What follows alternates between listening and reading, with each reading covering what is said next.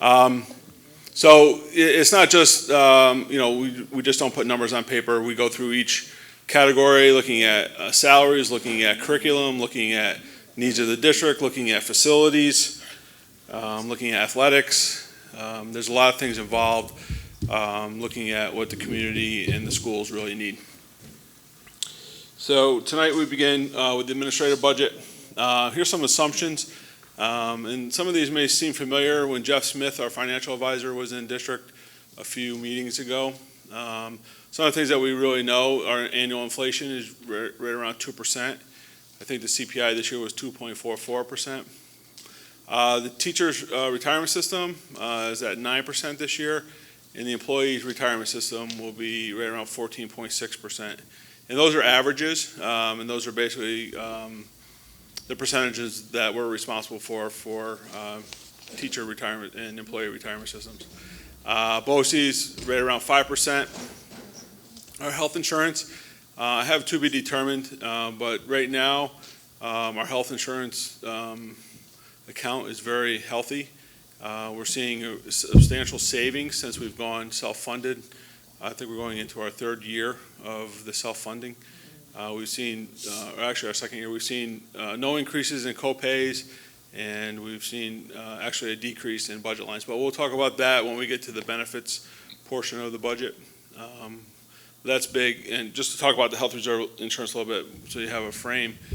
Some of the other districts, they experienced a 17% and another 15% increase over the past 2 years, where we've remained static. So that's very important when we get to that. Yeah, it's very good. Our foundation aid this year, just foundation aid is up 2.09%, and that's based on the governor's first runs in January. So that may adjust as the legislators, Senate and Assembly go through their renditions of the budget, and then hopefully in April when they come out with a budget, hopefully it's a little bit more. Historically, we've seen a little bit more foundation aid, and that's usually help us offset the budget. Our community schools increased this year, 28.2%.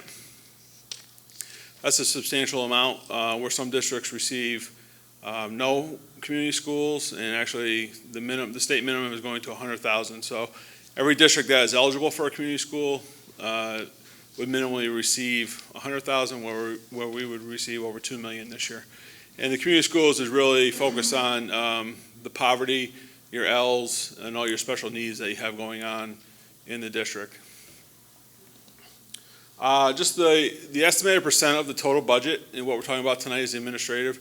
It's really estimated around 7% of the total piece of the pie. So it's really the smaller piece that we're dealing with tonight. But the administrative piece encompasses all of the business functions, the treasurer, our auditors, the personnel department, curriculum, superintendent, assistant superintendents, and those things as such, the tax collector. I'm just trying to go down the list, but I'll show you in a second.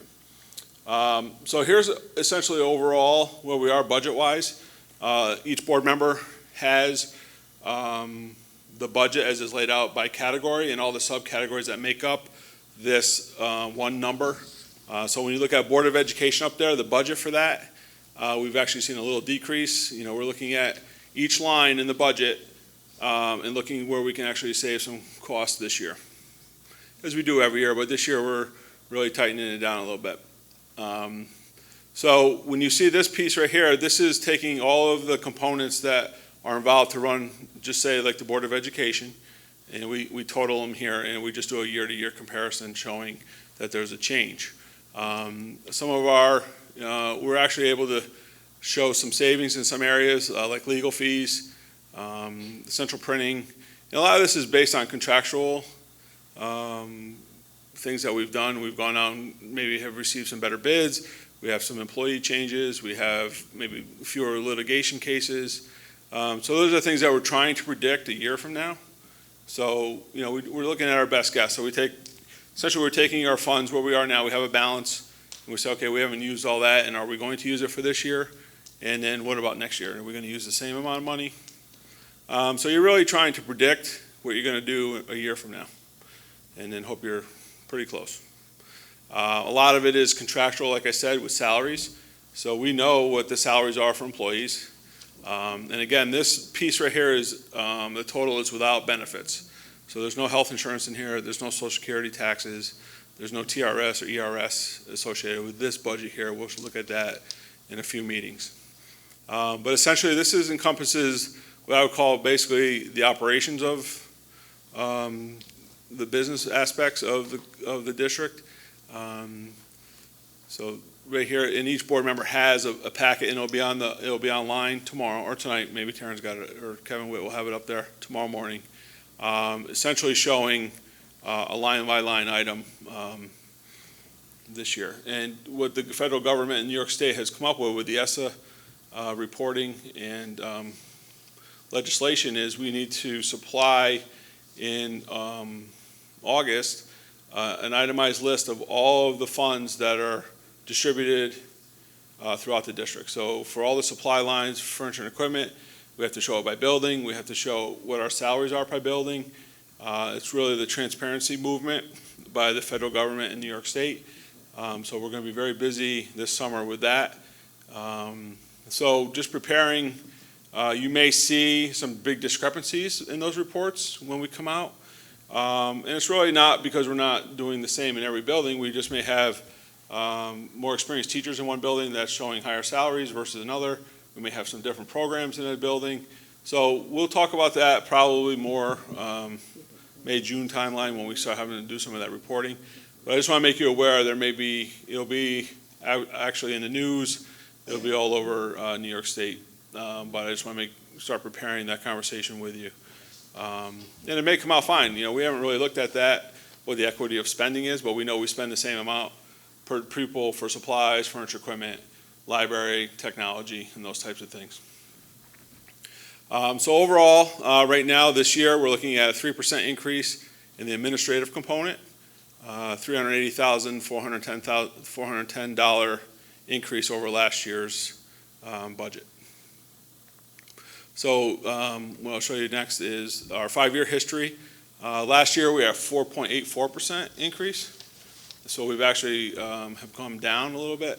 It's substantially lower than the last 5 years. So we're actually really peeling back each category and looking at where we're going to be able to be most cost effective in maintaining our programs. Basically looking at the tax cap, just a quick peek at it, we're in pretty good shape. And we do have some of our fund balance and our reserves to help us offset this year's budget as well. Here's our budget calendar. The next one, February 21st, is our instructional. Then March 7th will be capital benefits. Revenue will be March 21st. Public input, which is very important. Community can come in. They can come in at any meeting and talk about the budget and put their thoughts on, which we actually recommend. We want to hear from you. April 25th is a budget adoption by the board. And then May 9th, we have a budget hearing. And then the most important date for us is May 21st for everyone to get out and vote. Again, this is really our first budget meeting where we're presenting the first piece of the budget. And over the next 2 months, we'll have a lot of conversation about where we need to be. So this budget is the proposed budget, and it may be adjusted as we go. Some of the things that we don't know right now, for one instance, is the BOCES administrative component and the capital and rent. That may change a little bit. But there's those things that come in at the 11th hour that we need to adjust. That's it for the administrative piece. Thank you. You forgot the popcorn. I'd like to go around, and we'll go around once with questions. Why don't we start with Mrs. Blumenauer? Go ahead, Paula.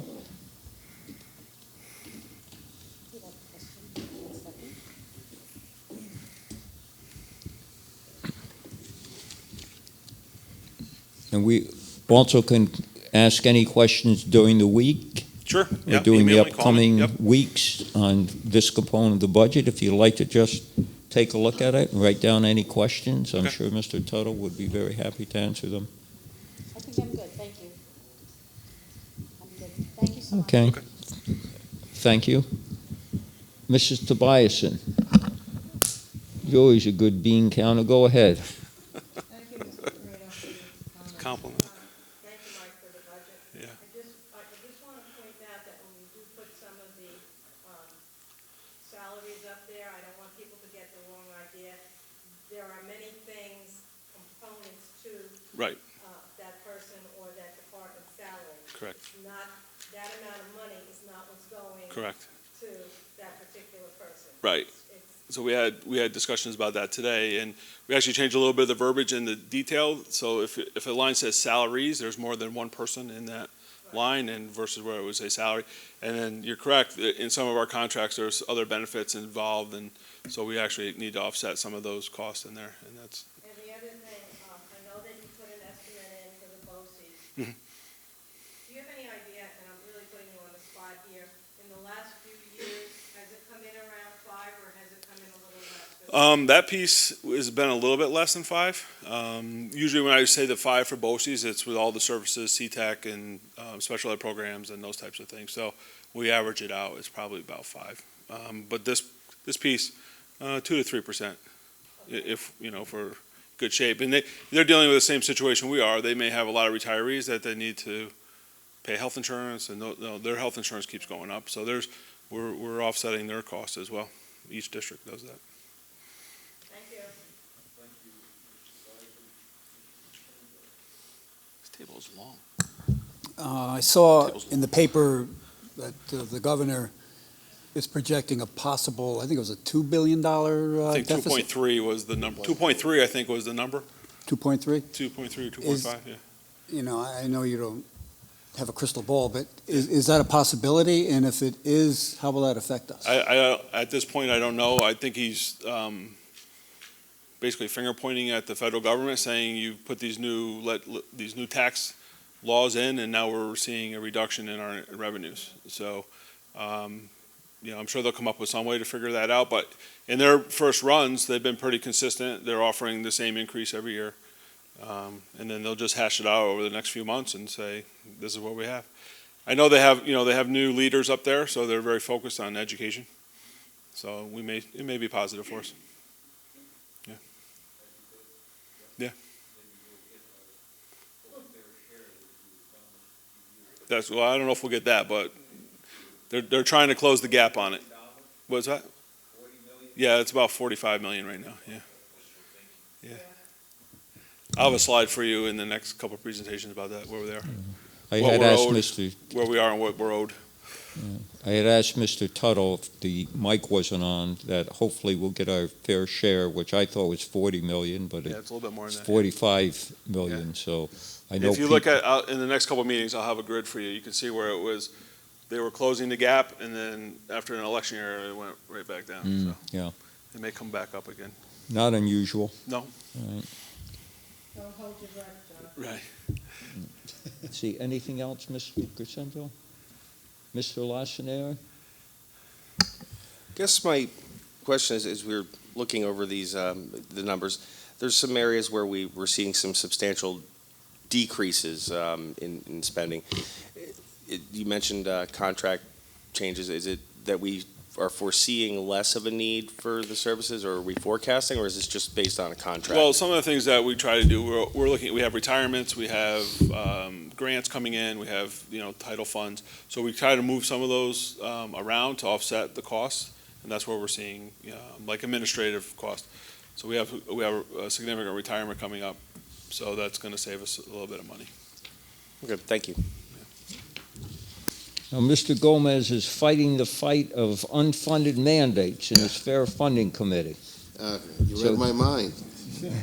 Go ahead, Yeah, Mr. Gomez. It's the question that I'm gonna be asking, God willing, for every committee, for every area of the budget in the upcoming weeks. If you're able to answer today, what percentage of the expenditures for the proposed administrative budget at the end of the day goes into unfunded mandates? And this one, Yes. there's not many. When we get in the instructional one, there'll probably be a little bit more. Yeah. And you mentioned, and I'm pleased by the numbers here, the effort by the district to somehow minimize the need for legal fees. Now, I see that's a big contrast from, I see the change of less than, a reduction of 32,000 from the 343,000 to 311,000. Right. If you could break down, for me or for us, what kind of legal fees is the district entertained to have to spend money on? Well, there's The different kinds. Yeah, there's a couple different ones. So we have the general counsel, we have labor counsel, we have special education counsel. So there's a lot of different things, depending on the year. If multiple contracts are due and we're negotiating quite often, the attorney costs could be a little bit higher. We deal with, I don't think there's a day where we're not talking to the attorneys about some situation, but we do have a retainer with them. Every year, we sign a contract and we have a retainer with them, so those types of phone calls are included. It's above, so we have some other litigation coming up, right? Talk about that, and we don't know what the cost of that will be. So it's hard to predict a year from now what we need next January in legal fees. So we're looking at a multiple year budget trend, and then we say, okay, we can tweak this a little bit, and hopefully we're right. And has litigation affected that expenditure significantly over the last? I don't think so much litigation as much as going to hearings and things like that, and mediation, and really contract talks and things like that.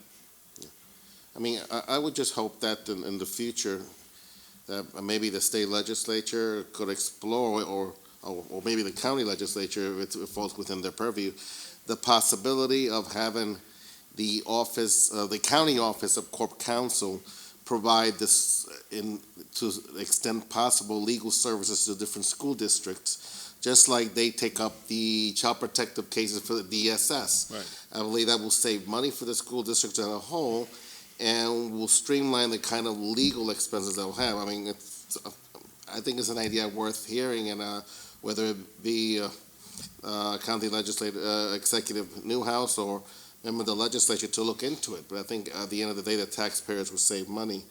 And I just want to pick up where Mr. Crescenzo left off. I myself am very concerned about the announcement by Governor Cuomo of the $2.3 billion shortfall.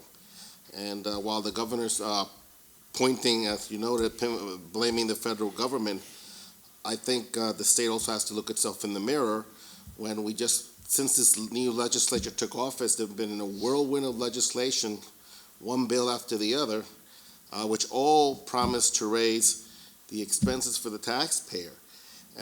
Right now, they passed legislation concerning college education, but at the same time, there is no attention has been given yet to address how our local urban small interstate school districts are shortchanged year after year, nor the grievance many taxpayers have about meeting with their kids' expenses or U.S. born or citizens' expenses for college, other than we're giving you the bill to pay for everything else. So I just hope that the legislature will be fair in its commitment and promises that they're going to somehow reduce that gap. And I'm confident that our district, as always, will be prepared for whatever changes that the state announces, but it should not be at a detriment of our academics. Thank you for those comments, Mr. Gomez, and I'm sure your Fair Funding Committee is dealing, and I know you are dealing with a number of these issues. Yes, we one of the things we discussed is putting together resolutions urging the legislature to address the issue of inequality when it comes to expenditures, and to consider, I would say, hopefully, legislation to curb unfunded mandates. There are bills circulating in Albany. I mean, I think there have been one every session, but they never make it to the floor. And it would be nice if we could get maybe bipartisan support to finally, if it has some control, because I think that's the unfair albatross on taxpayers, small governments, school districts, and we need to take a stand to it. Otherwise, it's going to continue to bite us. Good. Keep up the good work on that. Bishop Williams. In respects to Mr. Crescenzo's questions, his comments, and also Mr. Gomez's comments. There's a lot to be concerned about as it relates to the budget, to the state budget, but also I do want to make note that that for the last 2 years, as it relates to our foundation aid, and as it relates to the way we personally have been treated, we, Middletown, we've actually been very fortunate the last 2 years with the increases of our foundation aid. Mike, I have an idea, but what do we attest again? You mentioned it when in your presentation, but what do we attest again to the 28.2% increase in the community schools? So A few years ago, the state came up, they have a formula based on the demographics in the school district, and essentially the Ls, the English language learners, your special needs students, and just the community at whole and the wealth of the community. So we're seeing an increase every year when we submit our forms. We're seeing an increase in the L population, and so they have 6 criteria that we're supposed to focus on from community schools, and only those 6 you can really focus on spending the money. And that's what we've been doing with crisis interventionists and trying to help support all of the community needs in those areas. So psychologists and things like that. Okay, that's good. So as that grows, that means we have a population growing. Right. Right. That's how I was kind of leaning at, is that we've got a population growth in this area, but it's not all just high income. It's not high income population growth. No. You know, and that's I think that's also a kind of a testament to our community as a whole, not just our school community, but our community as a whole, because people are seeing more opportunities that are arising in this area, not just from housing, but I believe that there's also been an increase as far as employment in different areas in this area. Maybe not as much as we'd like to see, but this is the community that many people want to move to. And so, I think that's a great statement to say, for us as a school community, but even with our municipalities, with Middletown and the town of Wallkill, what's going on? There are buildings, there are housing projects everywhere, and so I think that's good. This is pretty straightforward. As far as the administrative budget is concerned. I think where we always get sticky every year is when we start getting to the instructional. So yeah, the next meeting. Yep. Mr. Lassanier, welcome to your first budget season. You're coming in at a good point, because when I first came on, I was a deer caught in headlights. So you're coming in at a good point. So thank you, Mike. Mm-hmm. Thank you for the presentation, Mr. Tuttle. Many of my colleagues raised points that I would have raised, and I will be looking very closely at each item during the week. As Bishop Williams said, this one is pretty straight forward. Yeah, this is the again, smallest thank one you. for us. Yeah. Okay. Thank you.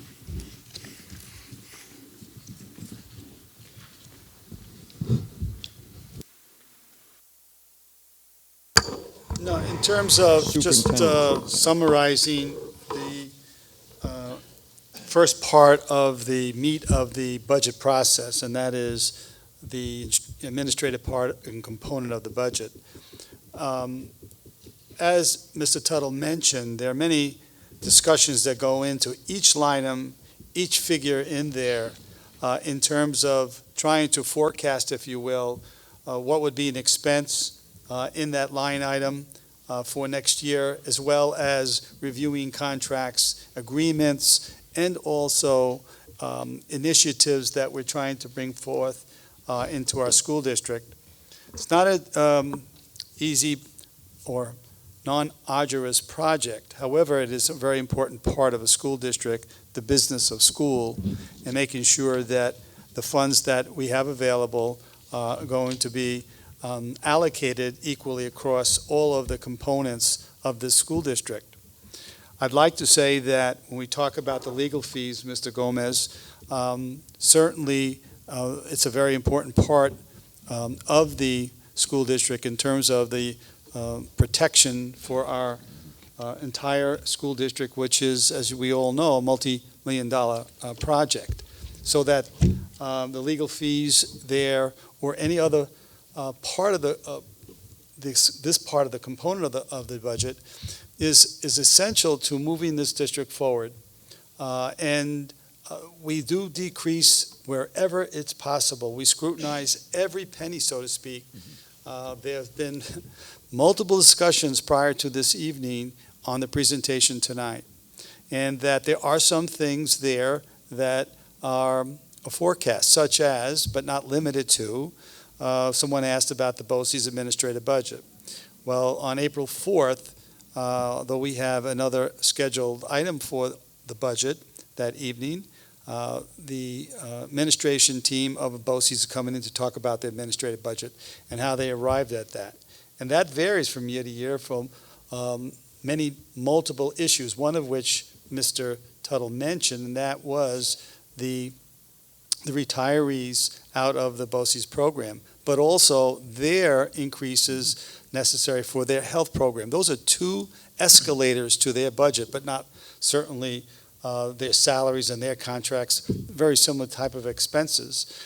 So they depend on each of the school districts to fund all of the programs. So whatever they're doing there has a direct correlation to that part of the budget, which we do not know at this point in time.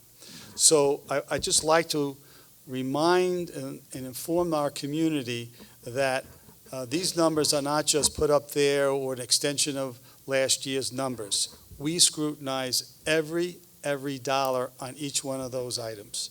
And I cannot iterate that. And we'll get into more detail in the, 57% part of the budget, and that is the instructional.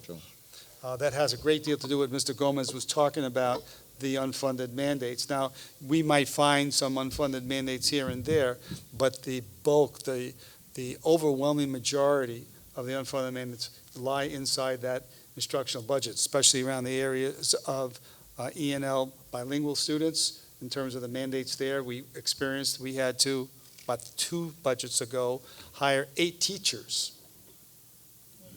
all right, just to fulfill the latest mandate out of Part 154.